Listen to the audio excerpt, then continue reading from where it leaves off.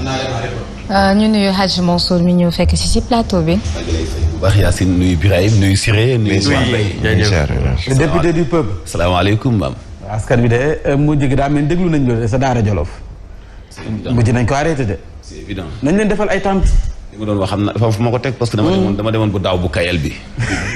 xumbaay la Mumbaay. Mumbaay Saba Tasso.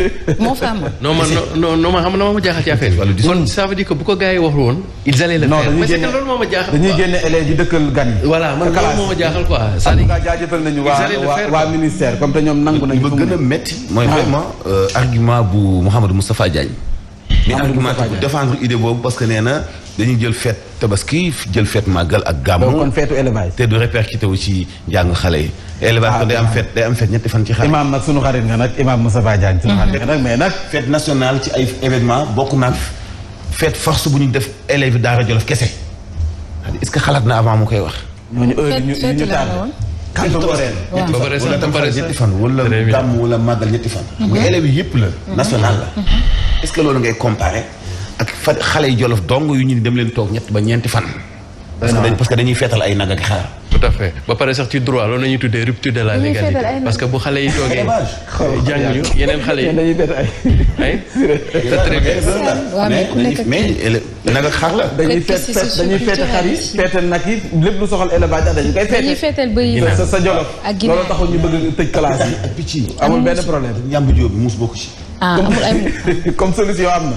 alhamdulilah comme jox nañu nopp bu baax bi bàyyi nañu élèves yi ñu jàng loolu mooy solution bi et puis beneen bi démb raak doon wax ndoxum foos bu ñu doon tudd ca parcelle en tout cas waa Sendoo def nañu seen communiqué nee nañu seen yoon nekku si ndox may xeeñ nee nañu ndoxum foos nee nañu nañ ko laaj ñi di liggéey BRT chantier BRT bi nañ ko laaj ñooñu mais ñoom nañ leen sa kaccat seen yoon nekku si en tout cas lu mu ci manti doon waa Parcelles Assainies muy BRT woo di Sendoo ku mu ci manti doon nee nañ ndox ma day xeeñ. loolu de grave day xeeñ dëgg yàlla ndoxum foos nañ ko dem lijjanti ji parce que loolu dara wóoru si démb aussi waa Caaroy Missira dañ ma woo nee nañu nag jafe-jafe la ñuy jànkonteel ci ñàkk. seen argument boobu woyof na de. woyof na trop loolu lañ joxe communiqué bi. Ndiaye warul wax loolu mais ñoom dinañ ko lijjanti seen biir nañ ko waxtaanee rek.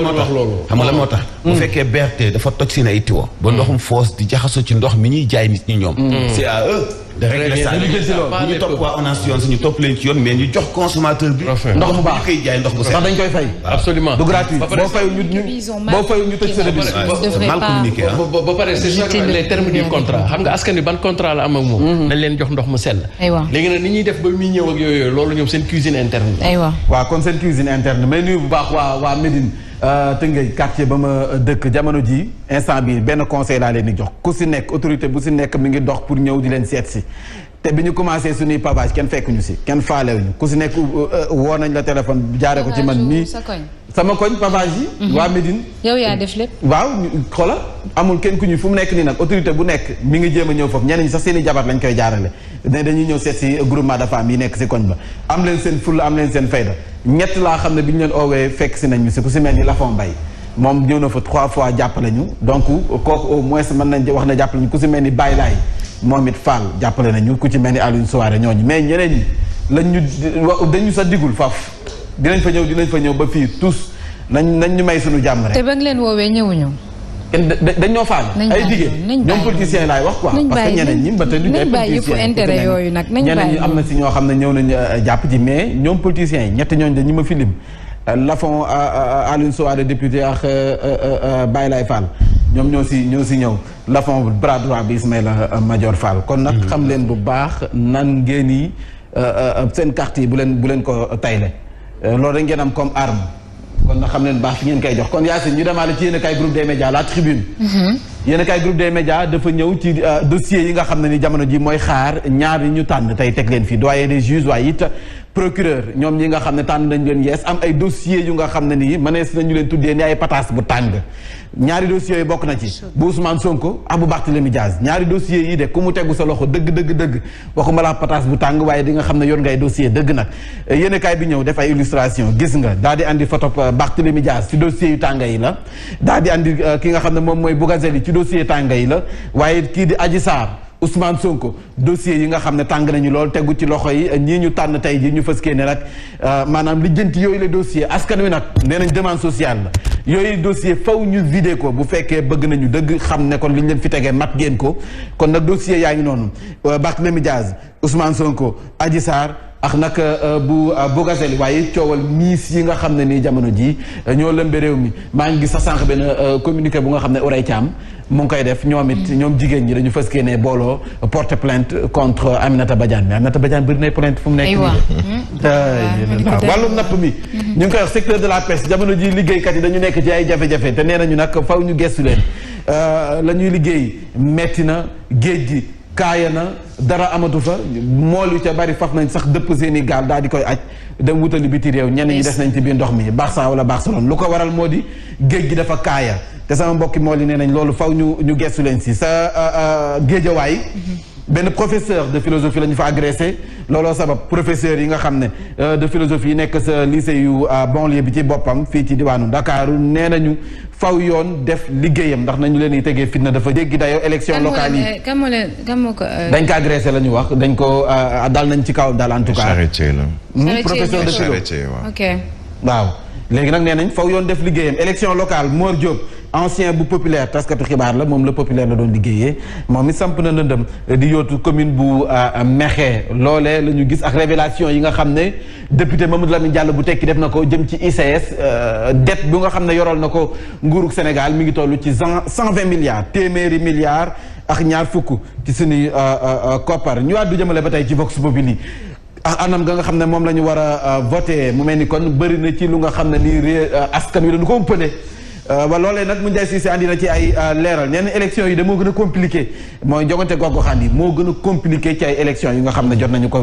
la ñuy amal ndax nag boo demee ci ab gox bu nga xam ne nii benn ville la benn département jàppale ne kon citoyen ñetti yoon la ñuy voté di nga voté pour commune di nga jël benn xob pour ville ba jël benn xob pour li nga xam ne moom mooy département bi coow loolee nee na nag faw nag ñu gën see gindi askan wi si anam nga nuy voté expert électoral bii di Ababacar Fall moom it dikk na ci li nga xam ne mooy jafe-jafe yi nga xam ne moom la ñu nemmeeku ci suffrage direct bi nga xam ne raw gàddu la raw gàddu gi nag loolee dafay wane ne kon yow boo jiitoo yaa mag ña sa des ñëpp kon nag ña sa des bi yeboo ñu xam ne daan nañ leen jël bu amul werante loolee la ñu gis yéenekaay bi nga xam ne rek moo di Vox Populi ñu ñëw ci Walf Quotidien dafa ñëw ci li nga xam ne rek mooy jogante gox-goxaan yi ak coow yi nga xam ne ñu ngi ko ci nemmeeku jamono ji soo moyul nag mën na andi ay gàllankoor ci anam nga ñuy tëggee yi la élection en tout cas lu mu ci manti doon moom yéenekaay bi dikk na ca def na ci ab gëstu bu yaatu bu ko defee nag ñoom it ñu mën kaa gis ñu ñëw ci source a yéenekaay bi dafa ñëw ci lépp lu nga xam ne mën na nekk gàllankoor ay problème ci jogante gox-goxaan yi moo xam rejet yi nga xam ne jot nañu am te firnde bi mu jël moo di rejet bu liste bu gëm sa bopp gannaaw ba ñu ko dugalee sa li nga xam ne moom mooy département bi problème bi nag nee nañu mandataire bu Bougane Gueye Dany dafa maanaam déposé wul à temps li nga xam ne moom mooy ak sàkkuteefam ngir ñu mën a maanaam nangul ko listam loolee la source a ñëw ci gëm sa bopp cour d'appel bu Saint-Louis lii tax na ñu rejeté listam kon nag dafa teelul ñëw ci waxtoom waaye xam ngeen ne démb coow dafa am ca maire député maire Moustapha Mbeng dafa jékki-jékki rek wax ne ñaar ci ay doomam dañu leen sàcc en tout cas ñu jékki-jékki waxaat ne kon xale yi feeñ nañu dañu leen sàcc dañu leen kidnappé am kidnappé lu ñu leen jamono ji daal bi yeboo ngeen bàyyi xel bu baax ku si nekk anam nga ngay utee buzz ku si nekk da ngay fexee rek ñu bàyyi xel ci yow dañu leen sàcc am sàcc ngir lu mu ci manti doon gisaat na xale yi loolu la ñu nemmeek moom député maire Moustapha Mbeng boobu deful buzz de enlèvement bi deful buzz de deful buzz démb si réseaux sociaux jot nañ ci wax tuuti rek deful buzz kon buzz mosu doon amul bu fekkee looloo ko taxoon jóg lu mu ci bi deful sax est-ce que def na en période électorale moom parents yi garder leen xale yi bu baax non nañ téye xale yi wóorul de téye leen xale yi de wóorul de ku si oyof bopp rek ñu ñëw ci affaire viol beex Miss Sénégal bu 2020 bi nee nañu ani lu tax Albert Diatta waxul ba léegi Albert Diatta nee nañu ani lan moo tax ba léegi moom nanguwul yëy nanguwul yàbbi te moom it mënees nañu wax ne bu ñu waxee exploitation Fatima Dione ba muy expliquer wax na ne moom ak Albert Diatta ñoo nekkoon sa table ba expliquer na également moom heure ba nga xam ne Albert Diatta fa la ko fekk sa la nga xam ne moom mooy chambre am moom it miss la woon Albert Diatta yi max yow est-ce que dalalu ñu ko woon appartement 221 moom ak def naa jaraloon nañ ko de moom mi Albert Diatta ñu ñëwaat ci li nga xam ne rek moom mooy les vérités du ministre bi ñu dénk wàllum mbay mi agriculture campagne agricole bi commercialisation njaayam gerte gi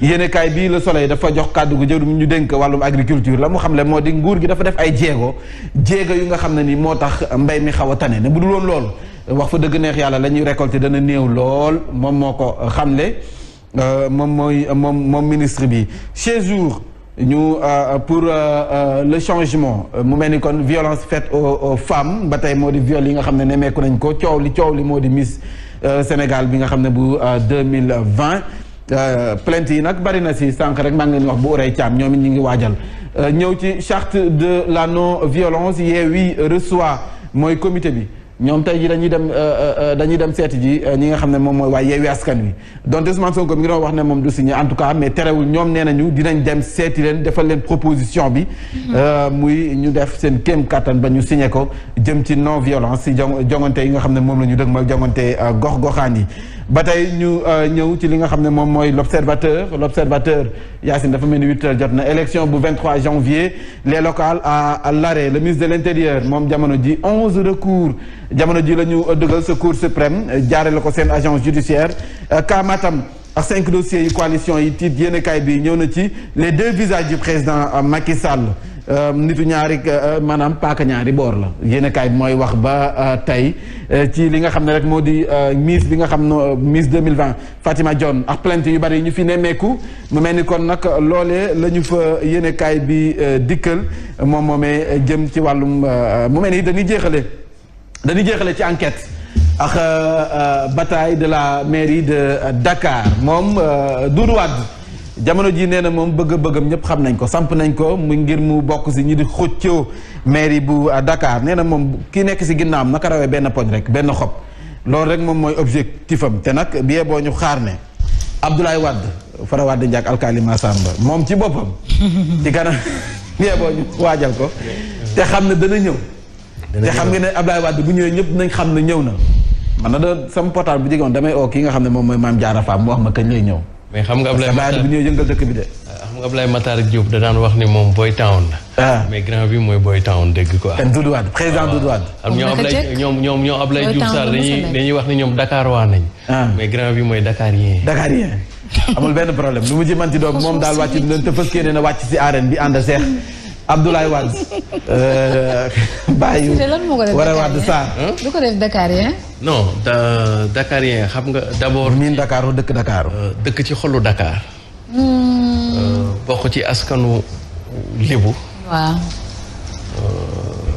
yaroo Dakar màggee Dakar doxinu comme ni ko Youssou Ndour di wax doxinu Dakar. ba pare nekk nandite. waaw nandite plein fori plein. mën a sañse. waaw mën sañse. élégant éloquent. ba Dakar la. daal di commenté de. soxna Yacine. ñu commenté. oui pourquoi. ñu tàmbaleeg tribune des médias. démb ñu ngi doon wax ci dossier brûlant yi nga xamante ni ma nga toog foofu ca table procureur ba. Donc on va dire que l'actuel procureur a du pain sur la planche si on peut le dire comme ça. La justice face au peuple ak affaire u Barthélémy Diaz Ousmane Sonko entre autres ak député faussaires yi à l'issue d'un lourd ak. Bougazili histoire phobie yi ak également li nga xamante ni mooy actualité depuis presque une semaine histoire Miss boobu nga xamante ni nee nañ dañ ko violé et entre autres donc liggéey bu mat maa ngi koy xaar foofu. Nomination yi nga xamante ni moo am ci union des magistrats cirés on va dire que ba tey y a des dossiers yi nga xamante ni faaw ñu diligenté leen. waaw absolument et puis sax peut-être dafa nekk ni dossiers yi ñoo ci gën a fës parce que nit ñi mu concerné sont des hommes publics quoi appelons-le comme ça ou des hommes politiques mais il n'en demeure pas moins que dossiers yi bari na tribunal. et d'autant plus que on est resté beaucoup de temps sans avoir un doyen des juges sans avoir aussi un procureur auprès du tribunal de grande instance donc xam nga ñàkk am magistrat yooyu déjà dafa doon indi pilu dossier yu ñëw di toog di xaar. Le procureur était là. Il y avait juste peut-être le doyen des juges. Voilà, la magistrature dañu nekk en sous-effectif tey jii boo gisee ñi fi nekk am ay dossiers te ba léegi nii mënuñu leen a àtte. C'est que le volume de dossiers par rapport aux équipes. Devant les traités et les diligentés font qu'aujourd'hui s'il y a des des recrutements à faire, c'est au niveau aussi à ce niveau-là, parce qu'énormément il y a beaucoup de justiciables qui restent un temps très long. Au niveau de la magistrature. Voilà, tout à fait. Il y a beaucoup de citoyens qui sont dans les liens de la détention et dont le dossier est arrivé au tribunal, mais qui jusqu'à présent ce qu'on mënuñu leen a àtte xam nga yaa ngi fi dégg ñuy wax les longues détentions yooyu quoi te ñàkk leen a teel a àtte bi yëpp li koy war mooy pilu dossier yi nu mu toll nii ak magistrat yi ñu am dafa xaw a néew trop par rapport ak volume dossier yi ñu am quoi donc ce serait bien aussi au-delà des affaires phares comme yi ni nga ko cité nii que le gouvernement renforce les équipes et les effectifs au niveau de la magistrature pour diligenter les dossiers en instance. Il le faut aywa l'observateur nag moom nee na le ministère de l'Intérieur a déposé 11 recours devant la Cour suprême via l'agence judiciaire de l'État donc il y a le cas de Matam ak 5 dossiers nga xamante ni coalition de partis de l'opposition là on parle de ces élections du 23 janvier peut-être locales à l'arrêt moom lañu Siré, oui. Sud Quotidien parle de local sous haute tension avec regain ou violence politique Sénat hors mandat bras de fer préfet yi ak cour d'appel yi est-ce que mën nañu wax local sous haute tension véritablement. non c'est que gars yi dañ ko njortu rek man li ma gën a yaakaar sax mooy dañoo njortu rek ne yëf yi dana am yëngu quoi waaye ca cëppaandaw ga jàpp naa ne dara du ci yëngu waaye nag dafay des ci ay la yowee ñi nga xam ne ñooy organiser ci ñoom lay des boo xoolee bu nguur gi doxalee ni mu war a doxalee maanaam doxalinu yoon teg affaire yi ci yoon que le meilleur gagne loolu moom benn problème du ci am mais nag Sénégal xam nga rek politique moom dafay drainer passion te lu yëpp luy drainer passion ala kuliyalin balaa moo tàmbali foog dañuy jóg coow yu wax ak yooyu mais Sénégal romb nañ ci ay situation yu gën a critique romb ko allègrement fi mu toll nii nag c'est tout à fait normal c'est la période des surenchères politiques avant ñu ciy dem ci ay élections c'est la période des surenchères donc dina am kii ak yooyu mais Sénégalais yi depuis 1797 nañ commencé voter en réalité donc gars yi am nañu culture depuis États généraux France c'est 1789 avec la Révolution je pense les Sénégalais ont commencé à voter depuis très longtemps donc ce qui fait que. Mais il y a une particularité si élection locale yi. Non chaque année ak particularité ren je pense que yu bees la surtout que. waaw mooy suffrage universel direct bi am ci élection territoriale yi. comme ni ñu ko waxee muy ñetti vote yoo war a def et cetera peut-être c'est là la difficulté mais pour rejoindre un peu Siré très rapidement. oui tout à fait.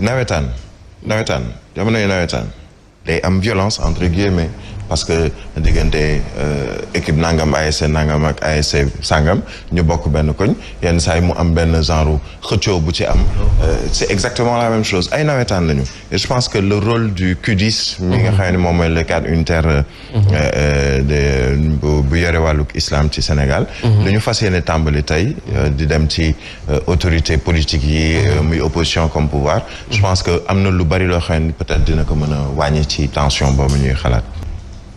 kon léegi booy Dakar ay Dakarien lañ gentil quoi. yow si Dakarien. booy Dakar ay Dakarien lañ. non c'est que Dakar dafa am Dakar waa. waaw léegi booy dem doo ma woon ndoxu Dakar nan la. s'il te plaît. waaw njaabu Dakar waa. njaabu Dakarien ak njaabu Dakar waa. wan ma ko. Régie may leen ma Dakaro.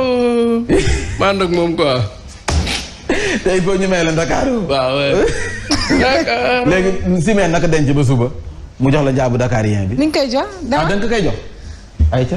soxal nañu. Doudou Wade. kon kay jaruñu la koy may yaa ngi koy Dakar soxal nañu. merci beaucoup Siré Sy Hadj Mansour da ngay woyee ne xibaar yi ànd seeg moom Mbaye Ndiaye Birahim Diadji Touré ñu daal di ci dem léegi incha allah.